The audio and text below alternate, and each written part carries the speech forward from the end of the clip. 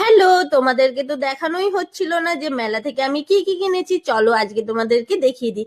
প্রথমেই কিনেছিলাম এই স্ট্রটা, কারণ জানোই তো আমি অনেক রকম জুস খাই সকালে, তো ওই জন্য স্ট্রটা খুব দরকার ছিল।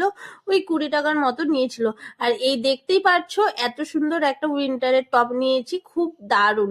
আর মেলাতে এত সুন্দর সুন্দর কম দামি জিনিস পাওয়া যাচ্ছিল, সত্যি অনেক বড় মেলা তো ওই জন্য মানে খুব কম দামে অনেক কিছু ভালো পাওয়া যাচ্ছিল।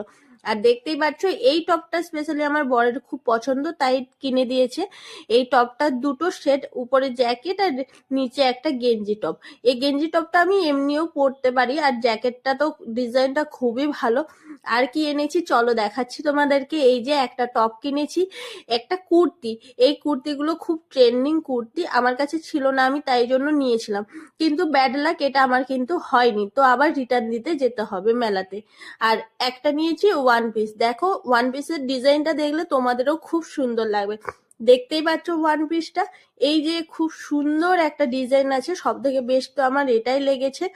আর এটাই দেখতেই পাচ্ছ। আর কোনো রকম ভয়েসের কিছু প্রবলেম হলে কিছু মাইন্ড করো না, কারণ আমার খুব ঠান্ডা লেগেছে, তাই জন্য আমি ভয়েসও ঠিক করে দিতে পারছি না।